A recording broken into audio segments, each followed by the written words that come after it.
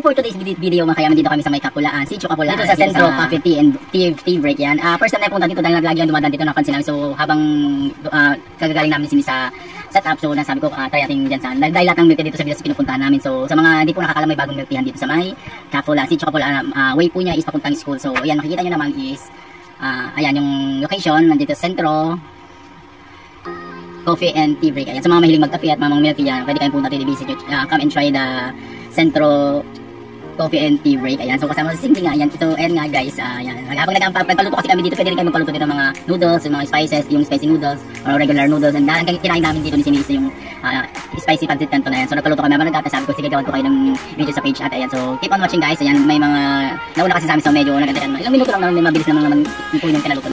As you can see mga kayanan, yan ang kanyang setup, ang gandang aliwalas din, malinis yun yung area, and then nakakaano din dahil may free wifi si ate. Hindi ko alam kung may free wifi to, pero kinunik kasi kami, so nagtuwas pa rin mabuhay ang customer.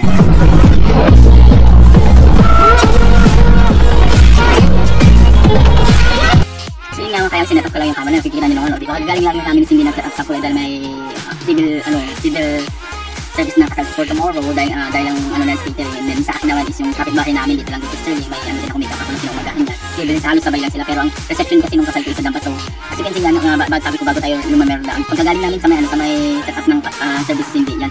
Nag-stroll kami mula Kulay, to Amamperes, to Bortum, Kapulaan. So nadaanan namin itong milk tea. Actually dati sa kami nag-milk tea sa may Makayo. So sabi na mag-discover tayo ng ibang milk tea and then kakainan. Ganun kasi kasi nung nakarang araw sa order na kami kumain. So halos nagiging food vlogger na lang. Food vlogger na ako dahil puro food na yung ginagawa namin. As you can see guys, ayan, pancit canton na manghang lang, then may chili oil pa, and then yung milk tea lang ang aming order, and then para discover din namin yung pagkakaiba ng mga milk tea dahil nagsusulputan ngayon dito sa Villas mga milk tea business. So support natin mga small businesses sa lahat ng natin, then paramihan na lang sila ng views dahil nga halos lahat naman dito sa amin dito sa Villas nakainan, nagawan ko na ng video yung Sencha Menu, yung Ben's Halo-Halo, nagawan ko na rin sa ng video. So ang hindi ko pa lang nagagawa dito yung sa may sa Pops Coffee. Actually ni-invite na ako doon soon, Madam Monica, susunod kita.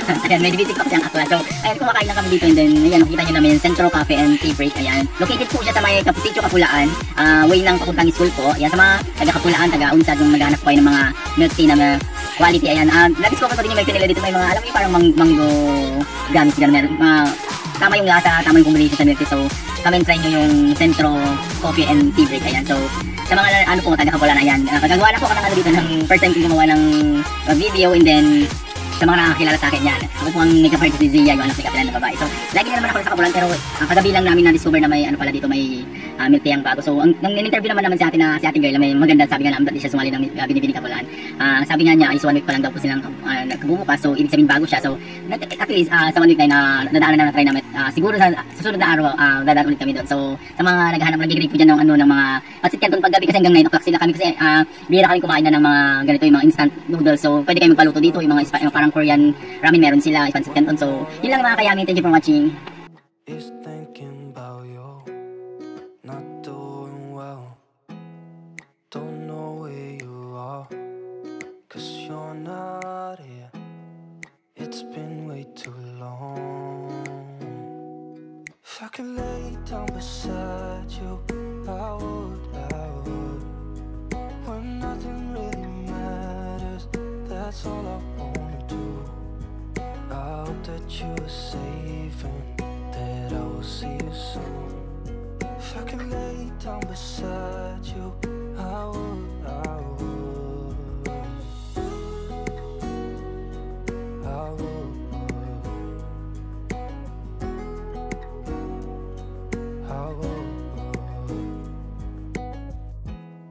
We talk on the phone every night.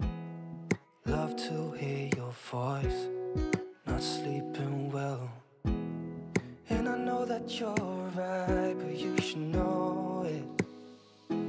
You've been gone for way too long now.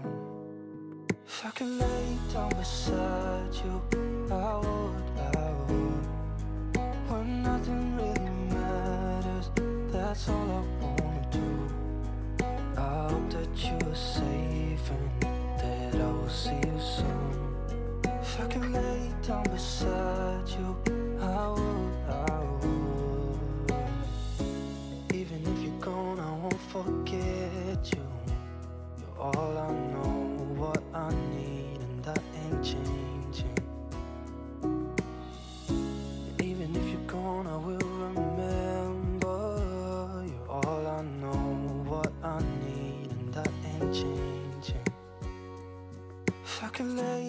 beside you, I would.